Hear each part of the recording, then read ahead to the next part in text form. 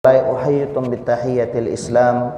Assalamualaikum warahmatullahi wabarakatuh.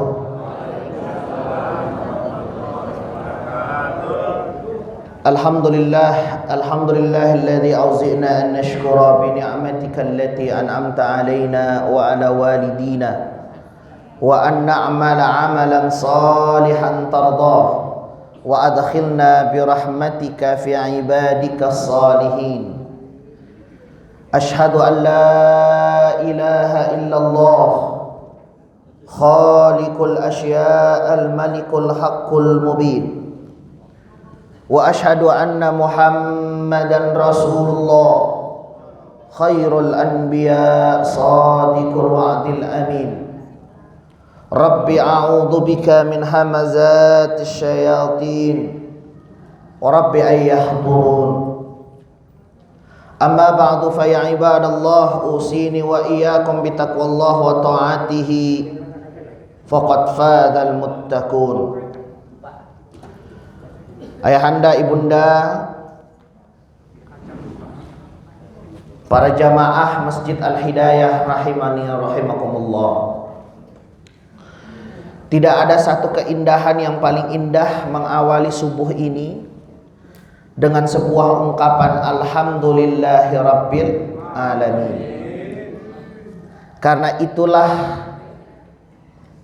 ungkapan kalimat tauhid, ungkapan kalimat untuk bisa menghujam dalam hati bahwa manusia itu tidak bermakna dan tidak berdaya. Kalimat itulah yang menyelamatkan setiap kita untuk bisa terus berada di jalannya Allah Subhanahu wa ta'ala. Kenapa saya ungkapkan demikian?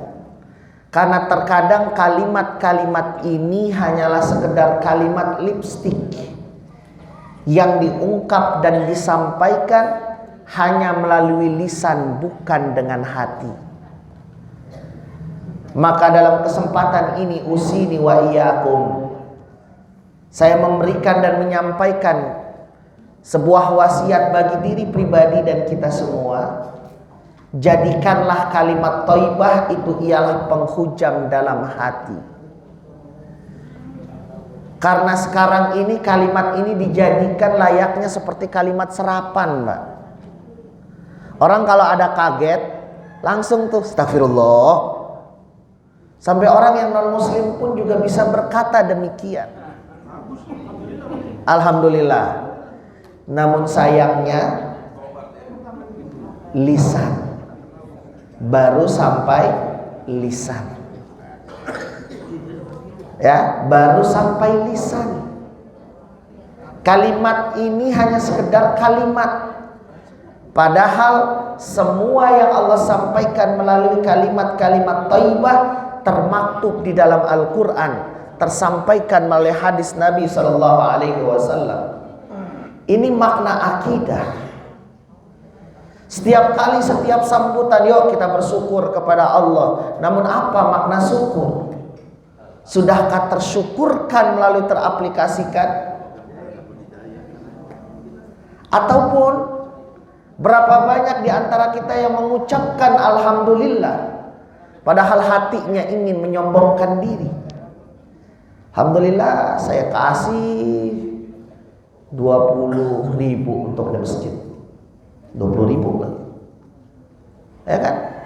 Sering ungkapan-ungkapan ini hanya sekedar ungkapan. Makanya apapun yang kita lakukan, kita butuh ruh. Kita butuh yang namanya pemahaman.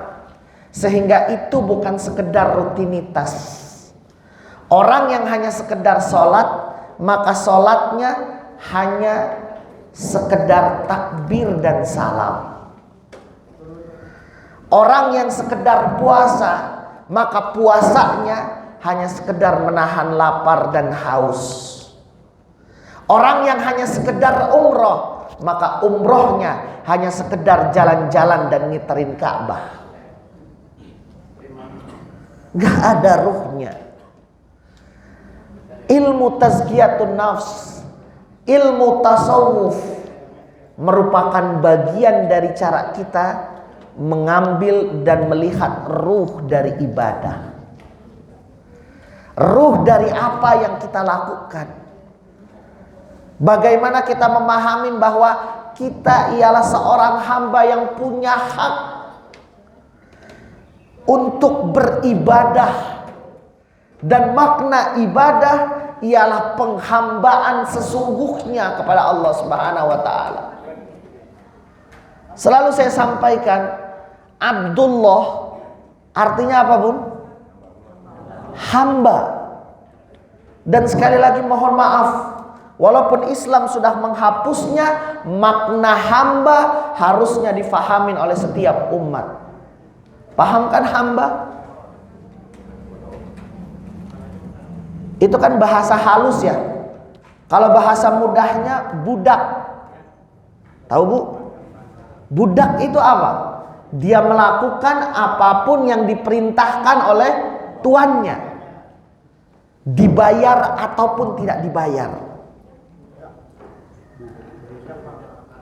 Nah, itulah makna Abdullah. Itulah makna hamba Allah. Banyak di antara kita sekarang yang sering sekali belum melakukan ibadah, namun sudah banyak persyaratan yang kita sampaikan kepada Allah. Sering ya Bu? Ini kira-kira pertanyaan aja. Kira-kira sholat duha supaya jadi kaya apa karena Allah? Mulai senyum tuh, mulai senyum ya kan? Aduh, mau dapat proyek ini duha dulu lah. Sering nggak pakai gitu? Sering. Ya kan? Ah, besok mau ketemu si A nih. Kalau makin abang-abang saya atau mungkin adik-adik saya yang belum menikah, ah mau ketemu ini, tahajud dulu ah. Istikharah dulu lah. Ah, nih supaya dapat ini nih sedekah dulu lah. Sering nggak seperti itu, Bu? Berarti kita belum memaknai bahwa kita ialah hamba Allah. Nah, itulah tasawuf hadir di situ. Tazkiyatun nafs hadir di situ. Dua nama yang berbeda memberikan ruh kepada ibadah. Orang kalau faham tentang bagaimana dia melaksanakan tawaf, maka setelah dia tawaf, hidupnya akan tenang. Kenapa? Dia faham tawaf ialah makna dan arti kehidupan sesungguhnya. Silakan ayahanda ibunda melihat bagaimana tawaf kan. Ternyata kan yang diminta oleh tawaf itu bukan hanya manusia yang ngiterin Ka'bah. Galaksi, bintang muter juga sesuai putaran Ka'bah, sesuai putaran orang-orang tawaf. Bahkan gerakan oksigen ya untuk mengalirkan darah ke seluruh tubuh, putarannya pun juga putaran tawaf. Berarti orang yang tawaf dia memaknai kehidupan. Dia faham sebelum memulai sesuatu apa yang dia ucapkan, Bismillahi Allahu Akbar. Itu akidah. Bergerak dia semaunya, bergerak dia seinginnya. Namun ingat, rotasi yang dia gerakkan itu harus sesuai layaknya orang tawaf yang posisi Ka'bah harus ada di sebelah kiri. Itu syariatnya. Namun dalam kehidupan bergerak semaumu, bergerak seinginmu, namun pergerakanmu harus sesuai dengan aturan yang Allah sampaikan melalui Al-Quran dan Sunnah Nabi. Itu makna, itu nilai. Namun kalau orang hanya berangkat ke sana, berangkat ngikutin pembimbingnya, pembimbingnya bilang labbaik Allah, labbaik. Ya kan? Kalau hanya sekedar itu, maka tidak akan dapat apa-apa. Sholat kalau hanya sekedar sholat, ya selesai. Padahal kita faham, mulai aja kita sudah menyebut dengan satu kalimat, Allahu Akbar. Nah, ayahanda sekalian, hari ini insya Allah kita akan coba masuk. Kemarin kita ngebahas tentang terakhir apa? Ya pokoknya begitu Ustaz. Ini masalahnya Ustaz kalau bisa kalau begitu. Tazkiyatun nafs ya. Kita melihat kemarin tentang bahwa ada dua hal yang menyebabkan hati kita itu kotor. Kemarin itu kan bahwa konsep manusia itu kan apa? Fa'alhamaha fujuraha wa taqwaha. Ada fujur, ada takwa. Makanya Allah menyampaikan qad aflaha man zakkaha. Sungguh beruntunglah siapapun yang telah membersihkan dirinya. Bahkan sebaliknya, khoba, rugi, man dassaha, siapapun yang telah mengotorinya. Penyebabnya ada dua kemarin kan, bahwa cara utama kita untuk bisa membersihkan hati kita, kita harus tahu yang mengotori hati kita. Dan itu dua, siapa? Nafsu dan syaitan. Nafsu dan syaitan. Nah, dua hal inilah yang mengotori kita, maka kita harus kenal bagaimana syaitan. Kita terakhir tuh memahami bagaimana seorang iblis. Iblis artinya apa, Bun? Ayo. Gak ada ya? Apa belum disampaikan? Oh belum, baik. Itu paling tepat jawabannya, biar diulang ya. Iblis itu asal katanya dari dua. Yang pertama labisa. Labisa itu artinya menutup sesuatu yang kotor. Labistu, saya memakai pakaian. Nih, makanya pakaian artinya libas. Karena libas itu artinya menutup sesuatu yang kotor, sesuatu yang tidak pantas diperlihatkan. Selanjutnya ada yang dinamakan dengan balasa. Balasa itu artinya kotoran yang menutupi kebaikan. Kalau labisa itu kan dari yang kotor ditutup, itulah bisa. Namun balasa artinya ada kebaikan ditutup oleh kotoran. Nah, iblis berasal dari kata balasa. Artinya apa? Dia menutup kebaikan dengan kotoran-kotoran yang ada. Jelas ya? Nah, apa sih penyebab iblis itu? Iblis itu dahulu bersama-sama dengan Nabiullah Adam di surga. Iblis itu pun juga makhluk Allah. Bahkan dia pun juga Allah mengatakan bahwa dia itu bagian dari jin. Namun sayangnya ada satu hal, dan ini merupakan roksun dari segala macam perbuatan keburukan selanjutnya. Apa dia? Kesombongan. Misalkan kemarin disampaikan dalam surah Al-Quran surat ke-7 ayat ke-12 dan 13. Allah mengatakan, qala ma mana'aka alla tasjuda idh amartuk. Iblis, kenapa engkau seakan-akan menolak untuk sujud kepada Adam, padahal iz amartuk, padahal itu merupakan perintahku. Lihat, padahal itu perintahku.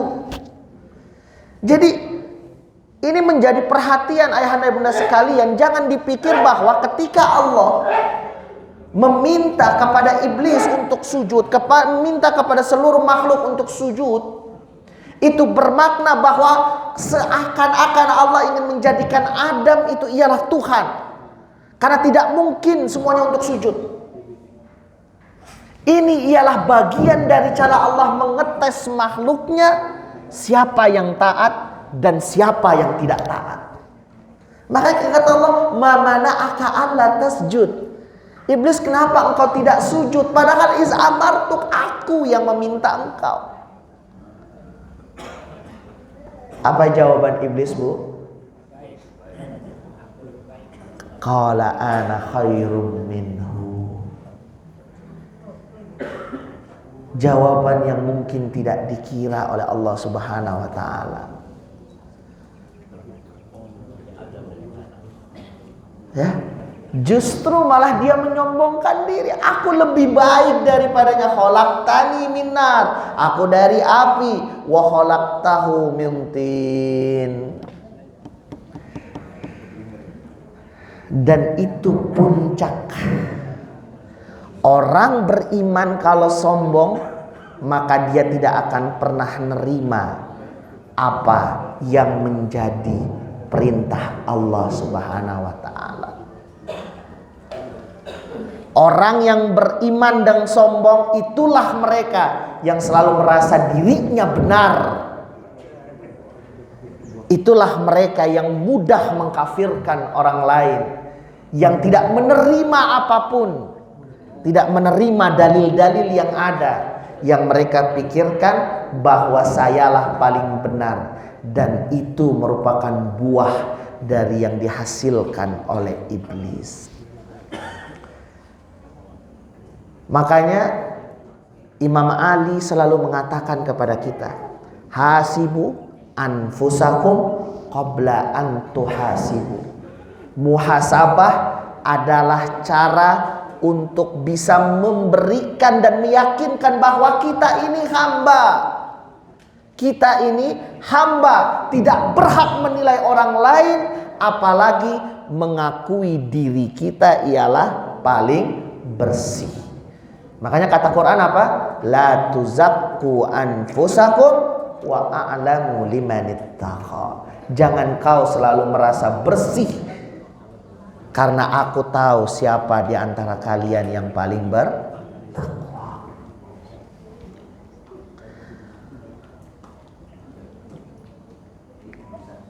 Ya, namun yang menjadi perhatian kemarin itu terakhir berhenti di sana. Kita harus mengenal iblis, karena disitulah iblis setelah Allah usir, justru malah dia memberikan perjanjian kepada Allah Subhanahu wa ta'ala.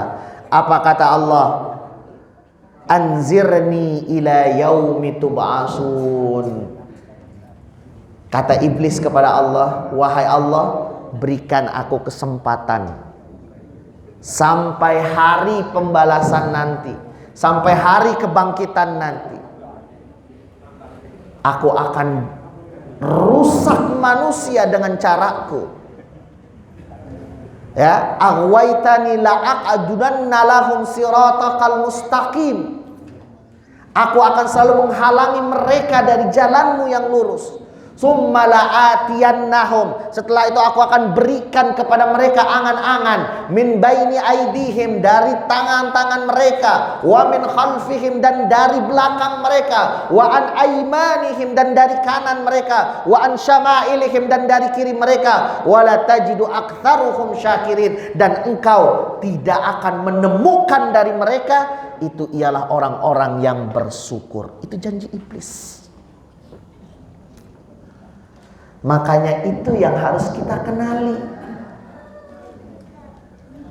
Makanya banyak orang yang masih sesuatu minta disebut, walaupun kalimat pembukanya alhamdulillah. Itu makna makanya. Makanya sebagai orang beriman, kalimat thayyibah itu bukan lisan namun akidah. Kita melakukan sesuatu, Bapak berjalan bismillah, itu akidah. Ba itu li ilsok. Ilsok itu artinya musahabah, mendekati. Artinya apa? Kita menggandeng. Ketika kita mengucap bismillah, berarti kita menggandeng Allah dalam setiap apa yang kita lakukan. Maka bismillah kita akan terasa dalam hati kalau perjalanan kita menghadirkan Allah, sehingga apapun nanti yang kita lakukan, Allah yang menjadi patokan pertama kita. Apakah ini benar atau salah menurut Allah Subhanahu wa ta'ala. Itu maknanya.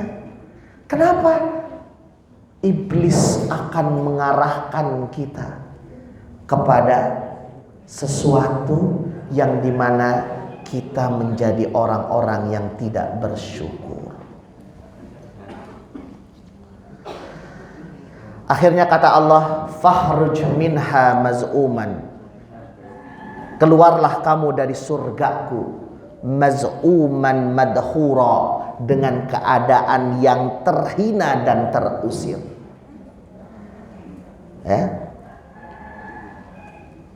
Ketika Allah Subhanahu wa ta'ala meminta ataupun menurunkan Nabiullah Adam, kalimat madhura dan juga maz'uma itu tidak tersebut. Makanya salah kalau ada orang yang cerita bahwa Nabiullah Adam diusir dari surga. Tidak. Nanti pun juga Nabiullah Adam, walaupun tidak ada kejadian itu, Nabi Allah Adam memang sudah diprediksi, sudah diproyeksikan untuk bisa berada di dunia. Karena Nabiullah Adam yang Allah ajarkan segala nama-nama yang ada. Dan itulah ketika saat itu malaikat melihat Nabiullah Adam melakukan itu, baru malaikat diam dan mengatakan, "Inni a'lamu ma la ta'lamun." Malaikat mengatakan, "Subhanaka la ilma lana illa ma 'allamtana innaka antal alimul hakim." Maha suci Engkau ya Allah, kecuali Engkau mengajarkan kepada kami. Malaikat paham tentang itu. Jadi Nabi Adam nanti kapanpun juga dia akan berangkat. Dan iblis terusir dari surga, bahasa yang Allah sampaikan maz'uman madhura, terusir dan terhina. Liman tabi'aka minhum la'amla'anna jahannama minkum ajmain. Dan itu janji Allah, Bun. Jadi siapapun, keluarlah engkau dari surga, dan siapapun yang mengikutimu, dan aku akan la'amla'anna. Kalau kau tadi mengancam demikian, dan itu pasti akan ada, baik kalau begitu, wahai iblis, aku akan penuhi jahannam dari golongan mereka dan golonganmu semuanya. Jadi Allah diancam, dan Allah langsung siapkan. Oke, kalau begitu berarti siap-siaplah engkau dan mereka yang mengikutimu akan berada di jahannam. Nah, cara kita di dunia ini ialah upaya kita untuk bisa keluar dari ajakan-ajakan iblis. Baik, itu sekilas tentang tazkiyatun nafs, ayah bunda sekalian. Dan selanjutnya, kemarin ada pesan bagi saya, Ustaz, kalau ngaji langsung pakai kitab aja, Ustaz. Begitu ya Kiai Mahmud ya? Ini saya langsung mau tampilin, takut nanti dibilang sodaqallahul adzim ini. Jadi saya langsung saja, maka kita masuk untuk masuk kepada materi tazkiyatun nafs dan tasawuf melalui hikam dari Ibnu Athaillah As-Sakandari. Jadi kita masuk melalui buku Al-Hikam yang dita'lik dan disyarah oleh Syekh Ramadan Al-Buti. Ya, Syarah wa Tahlil juz yang pertama, silakan nanti kalau memang mau iniin. Yang di saya ada baru Darul yang bahasa Arab. Saya sampai dari kemarin coba mencari terjemah dari buku Al-Hikam sangat banyak. Terjemah dari buku Al-Hikam sangat banyak, dan banyak para ulama yang sudah mensyarah ataupun juga menjabarkan tentang kitab ini. Dia ada sekitar 90 hikam, lebih kayaknya, ya, hikmah-hikmah yang Imam Athaillah Iskandari sampaikan. Beliau ini ulama yang pada akhirnya menghabiskan waktunya di tasawuf, dan beliau salah satu imam, salah satu pemimpin dari kelompok Thariqah Muhammadiyah As-Saziliyah, ya, dari Imam Ahmad Abu Hasan As-Sazili. Nah, insya Allah memang kita bisa melihat hikmah-hikmah yang sangat baik yang beliau sampaikan. Ya, jadi silakan nanti kalau memang mau dibandingkan saja terjemah-terjemah yang ada, karena sudah terlalu banyak syarah. Bahkan terakhir, mohon maaf, seorang ulil absar Abdullah pun memberikan keterangan tentang ini, tapi indah. menurut saya baik, terlepas dari bagaimananya. Baik, saya sampaikan di yang pertama. Hikmah yang pertama yang disampaikan oleh Imam Athaillah Iskandari. Nah, ini berpengaruh kepada penjelasan saya yang di awal terkait dengan tazkiyatun nafs, yaitu membersihkan hati.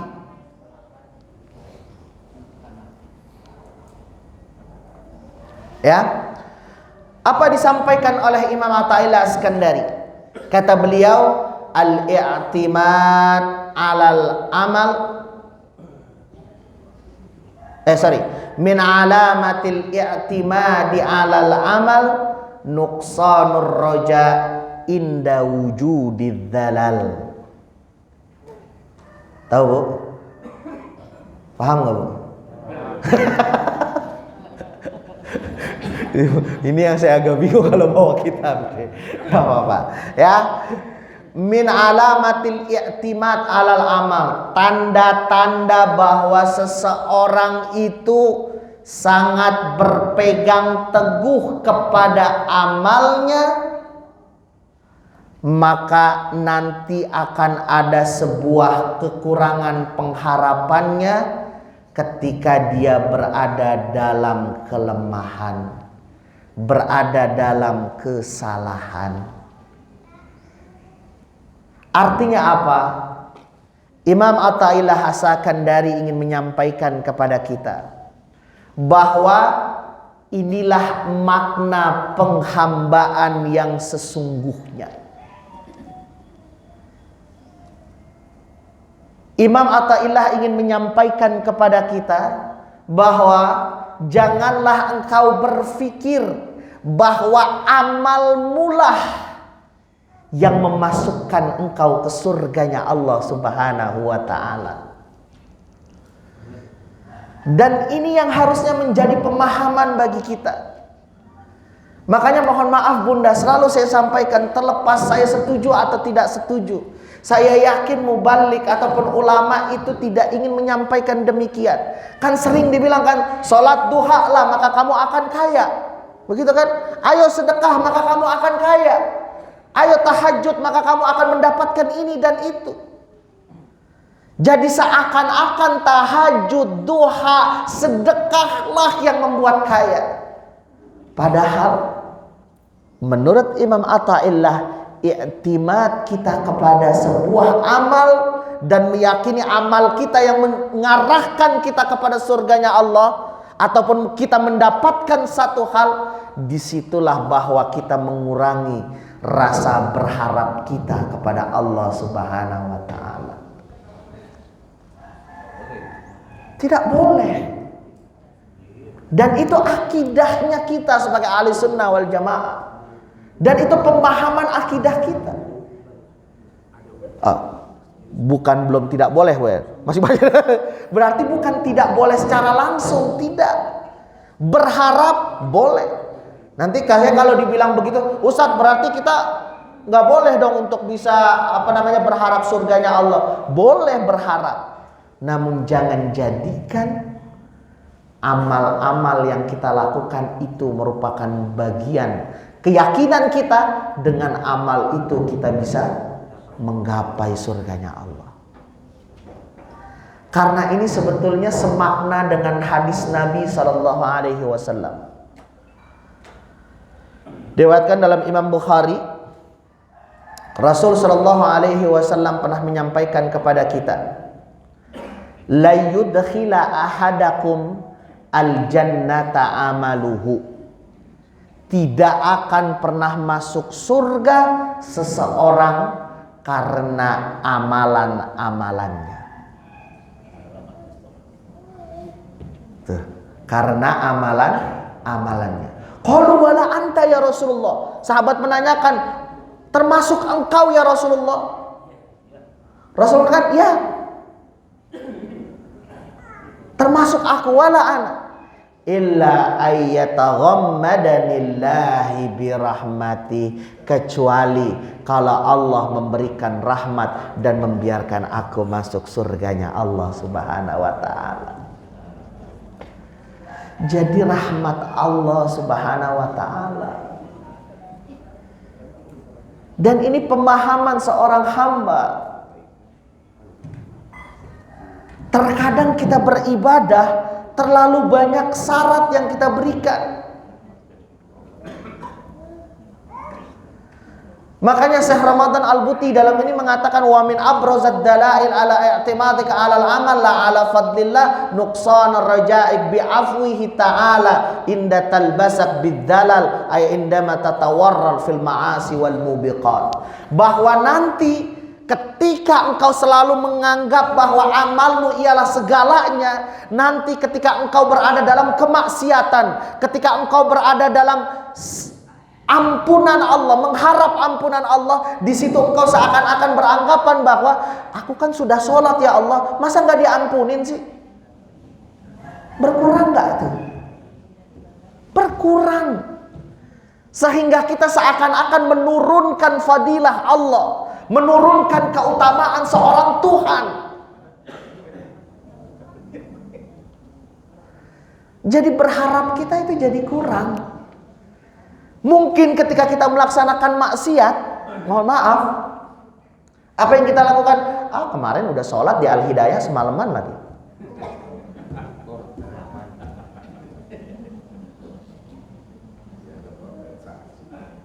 Karena kenapa? Kita menganggap amal kita lah yang membuat kita masuk surganya Allah. Dan ini yang disampaikan oleh Imam Athaillah Askandari, bahwa karena roja itu penting, makanya wajar ternyata Nabi pun juga pernah menampaikan demikian. Loh, kalau begitu ngapain beramal, Sat? Orang gak bakal bisa masukin kita ke surga. Ya benar. Nah, pertanyaan inilah yang sering diungkapkan ketika membaca ini. Hikmah ini kalau dibaca oleh tasawuf palsu, mentoknya seperti itu. Udahlah, ngobrol sama tasawuf, nggak, akhirnya sampai jam 4 subuhnya dilewatin, tahajud nggak sholat, udahlah. Karena amal nggak penting. Yang penting kita ngomong tentang rahmat Allah. Nah, berarti dia nggak paham. Kalau bahasa kita, kalau saya boleh mengambil dan meminjam bahasa yang sering disampaikan oleh misalkan contohnya Buya Yahya lah misalkan, berarti kita nggak punya adab sama Allah. Kita nggak punya adab sama Allah. Kenapa kita nggak punya adab sama Allah? Karena kita seakan-akan menghilangkan hak kita sebagai seorang hamba. Makanya kalimat tadi itu setidaknya mencakup 3 hal. Yang pertama mihwarut tauhid, pembahasan tauhid. Yang kedua pembahasan akhlak. Yang ketiga ialah suluk, cara ataupun jalan untuk membersihkan hati kita.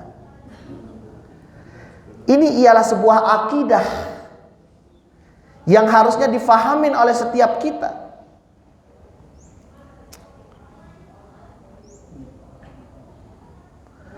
Jadi seakan-akan kalau ada orang yang menganggap bahwa amalnya merupakan sesuatu yang bisa membuat dia baik, bisa memasukkan dia ke surga, dia seakan-akan mengibaratkan hubungannya dengan Tuhan itu layaknya seperti hubungan dengan seorang pembeli dan penjual. Transaksional kan?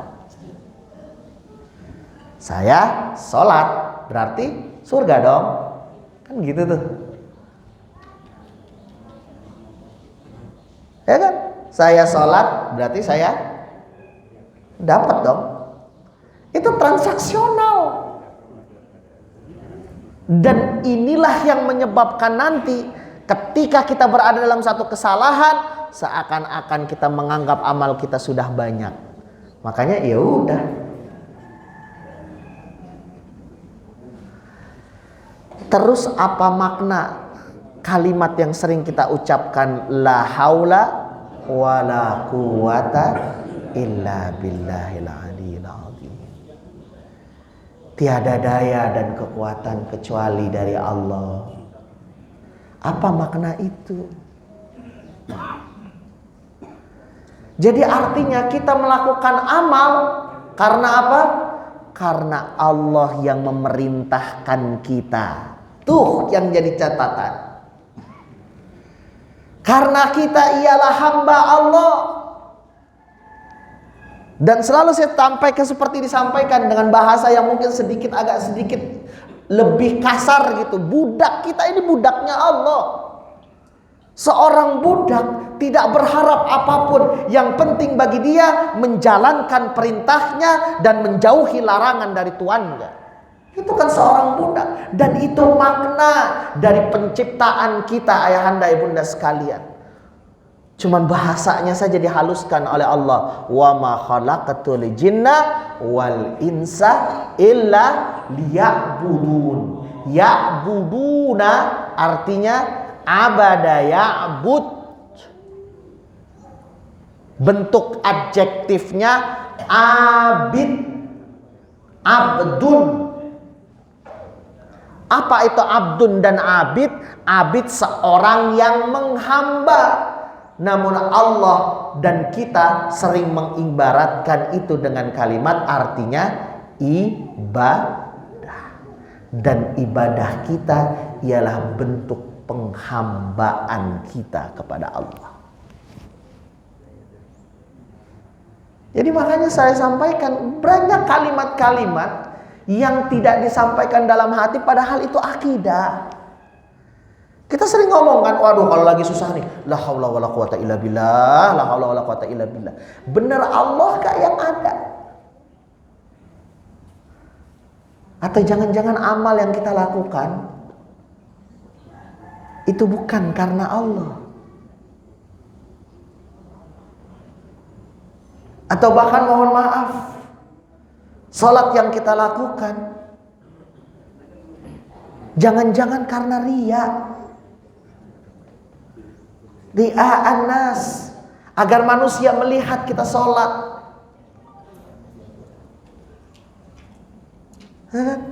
Atau jangan-jangan apapun yang kita lakukan, baca Qur'annya kita biar dibilang orang alim.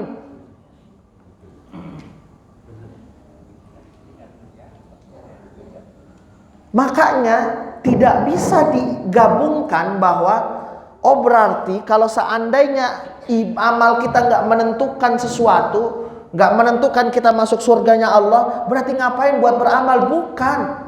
Ingatlah bahwa apa yang kita lakukan melalui amal merupakan perintah Allah, dan perintah Allah itu ialah cara kita mendapatkan rahmat Allah Subhanahu wa ta'ala.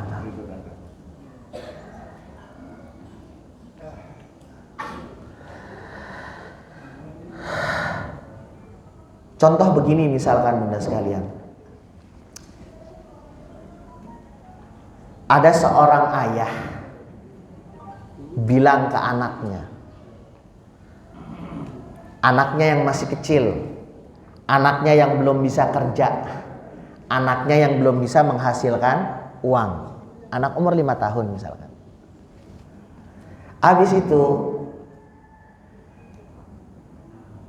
ayahnya ini ngomong ke anaknya, wahai anakku, nanti kalau kamu ngasih sedekah ke orang lain, sedekah ke fakir miskin, maka kamu nanti akan ayah kasih hadiah.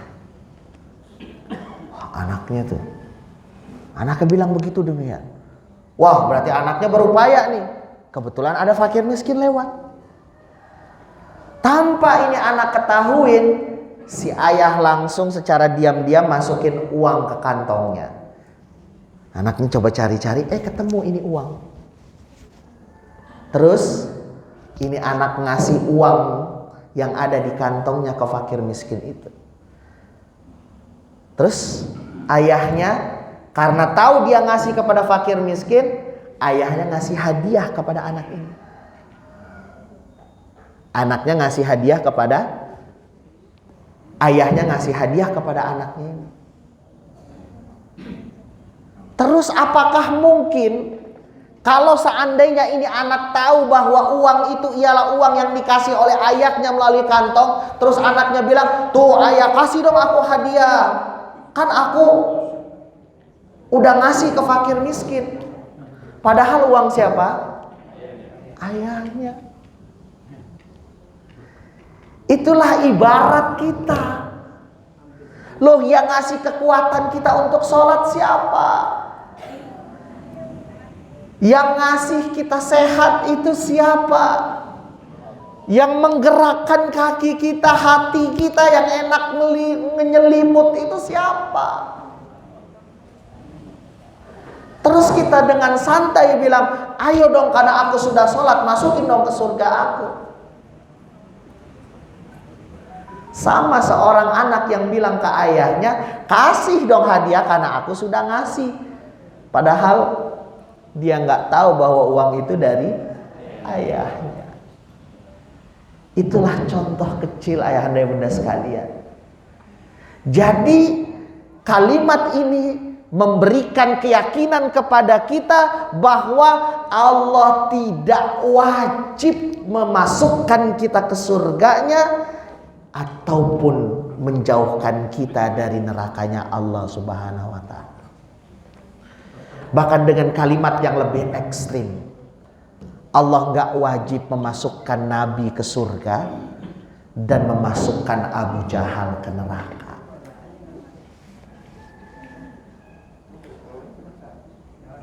Gak wajib bagi Allah, mau-maunya Allah.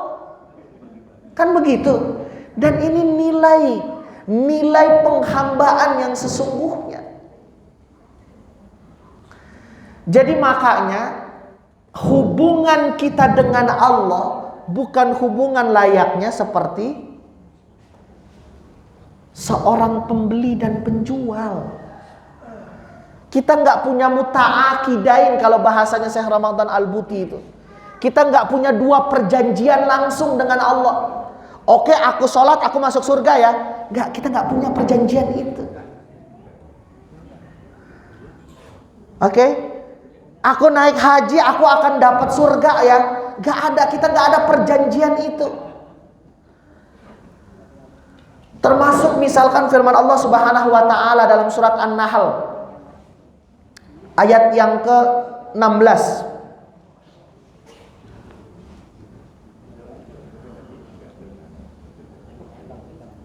Ya, ketika Allah mengatakan udkhulul jannata bima kuntum ta'malun.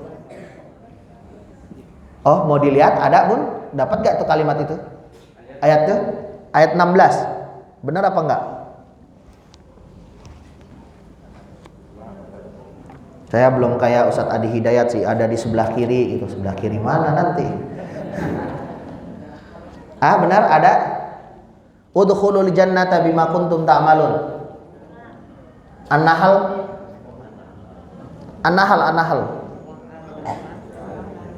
Kayaknya,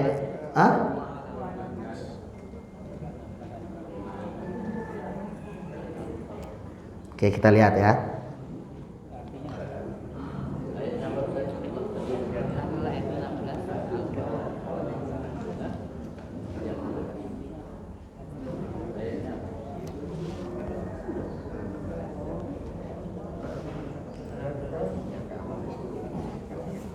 Udkhulul jannata bima kuntum ta'malun.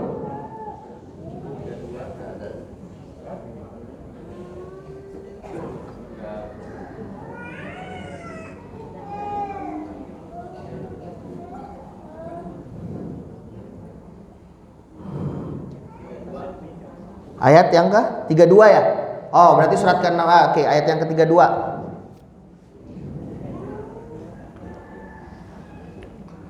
Betul. Surat Az-Zukhruf, maaf. Bukan, mohon maaf.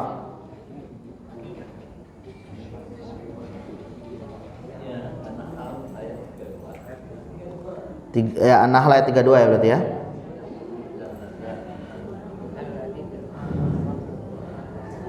Udah dapat semua? Udah dapat ya? Nah, itu. Udkhulul jannata bima kuntum ta'malun.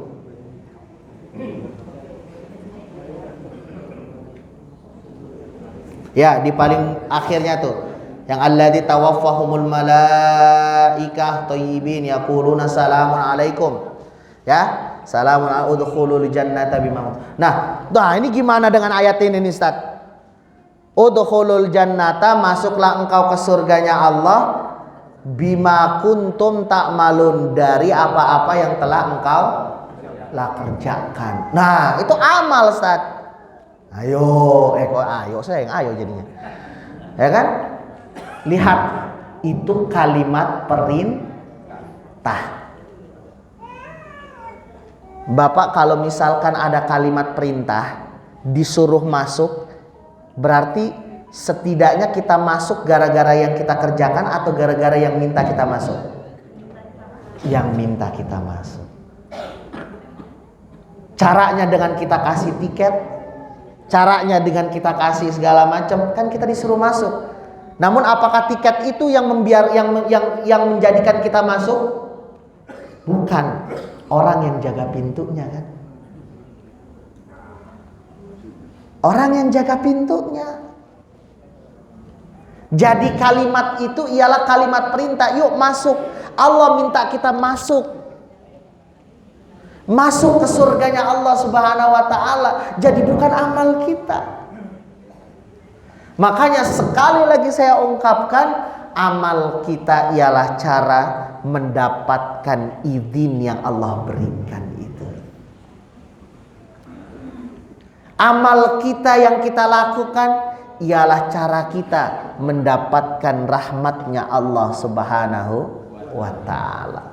Yang dengan rahmatnya kita bisa masuk ke surganya Allah Subhanahu wa ta'ala. Jadi makanya harusnya dibalik tuh. Sedekahlah kamu maka kamu akan kaya. Bukan begitu. Sedekahlah kamu sehingga dengan sedekah kamu dapat rahmat Allah, dan dengan rahmat Allah kamu menjadi. Itu akidah kita. Salatlah kamu maka hatimu akan tenang. Salatlah karena Allah, dan Allah yang akan membuat hatimu. Itu kalimatnya. Makanya i'timad 'alal amal min alamatil i'timad 'alal amal.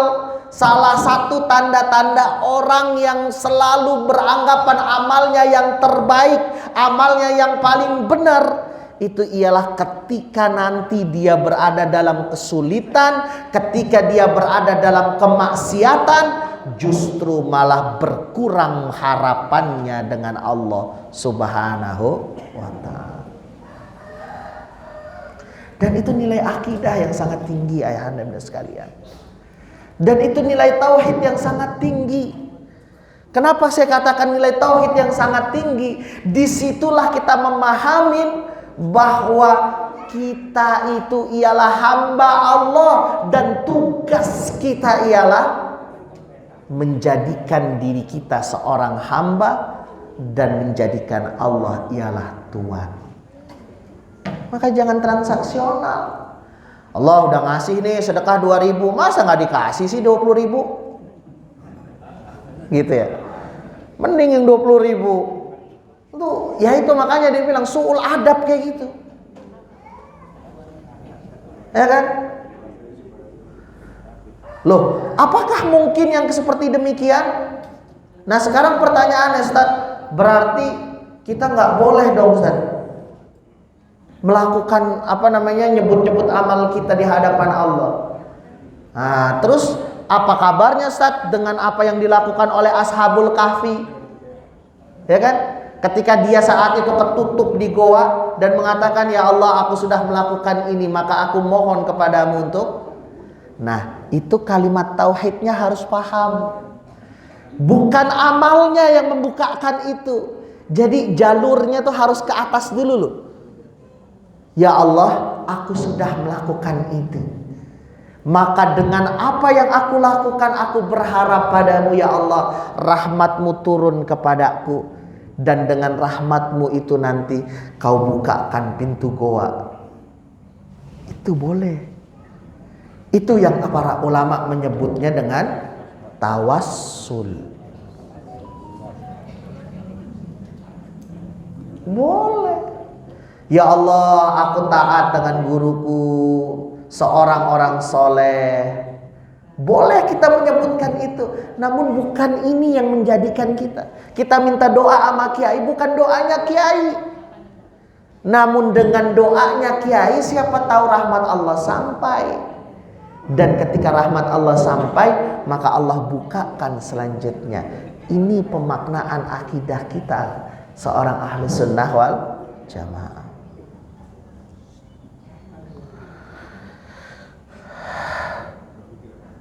Makanya ya di sini dikatakan makanya tadi itu udkhulul jannata bima kuntum ta'malun, karena dengan amalnya itulah rahmat Allah turun sehingga Allah meminta untuk masuk surganya Allah Subhanahu wa taala.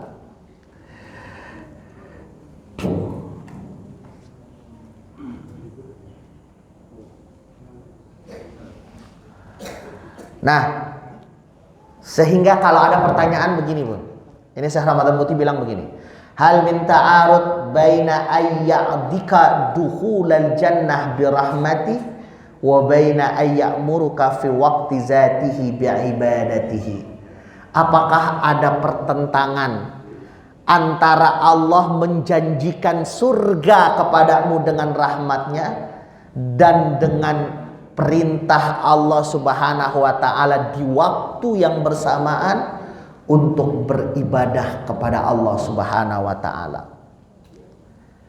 Syekh Ramadan Al-Buti mengatakan tidak ada pertentangan. Li'annal ibadah haqqullahu alaik tuh. Karena ibadah merupakan haknya Allah. Jadi ibadah itu haknya Allah, ayah bunda sekalian. Ibadah itu haknya Allah. Wal jannah minha wa atiyah minallahi lak. Dan surga merupakan sebuah pemberian dan sebuah kasih sayangnya Allah bagi kita semua. Jadi ini dua hal yang berkaitan. Mungkin saya akhiri dengan sebuah kalimat dari seorang ahli sufi, Rabi'ah al-Adawiyah. Nah, ini kalimatnya indah nih. Jadi Rabi'ah al-Adawiyah pernah berdoa seperti ini. Ya, kata beliau, Allahumma, wahai Allah, ini sesungguhnya aku ma'abadtuka, tidak menyembahmu, hina abadtu, ketika aku beribadah kepadamu, tom'an fi jannatik, mengharap surgamu, wala khaufan min narik, dan takut kepada nerakamu. Walakinni, namun aku tahu, annaka, sesungguhnya engkau Rabbun Tuhan, tastahiqul ibadah, yang berhak aku sembah, maka abadtuk, aku menyembahmu. Orang-orang sufi abal-abal menganggap bahwa udahlah, kita nggak usah berharap dengan surga, kita nggak usah berharap dengan neraka. Rabi'ah al-Adawiyah nggak pernah nyampaikan bahwa dia nggak berharap. Ini bukan bab masuk surga dan tidak masuk surga. Ini bab ibadah. Ini bab ibadah. Jadi maksudnya ialah bahwa ibadah itu haknya Allah. Ibadah itu haknya Allah. Dan hak Allah juga nanti yang akan ngasih atau tidak ngasih kepada siapapun yang beribadah untuk mendapat surganya Allah. Ya kan? Udahlah, kita ngapain orang kita nggak berhak. Ayo sholat ente. Tenanglah, udah nggak takut sama neraka. Punya orang dalam dia. Ayo puasa, nanti masuk ke neraka lo. Ya nggak usah lah, ngapain sih di surganya Allah. Kita ibadah aja, udah ibadah. Ini sufi abal-abal. Dan Rabi'ah tidak pernah menyampaikan demikian. Dalam syair-syair lainnya, seorang Rabi'ah al-Adawiyah pun juga menyampaikan dia berharap kepada surganya Allah. Namun jangan jadikan ini ialah syarat aku untuk beribadah. Jangan jadikan ini merupakan syarat untuk ibadah. Namun jadikan surga merupakan bagian dari penghambaanku kepada Allah, karena di situ Allah meminta aku untuk masuk ke surganya. Di situ ada rahmat Allah dan di neraka ada azab Allah, dan itu yang harus kita hindarin.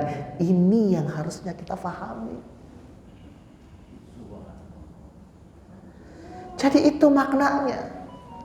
Ada lagi yang datang, apaan tuh Rabi'ah al-Adawiyah ngasih hikmah mauhumah, hikmah yang gak bener.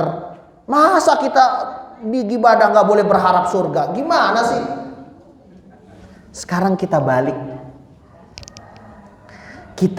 kalimatnya. Kita balik kalimatnya ya bunda sekalian.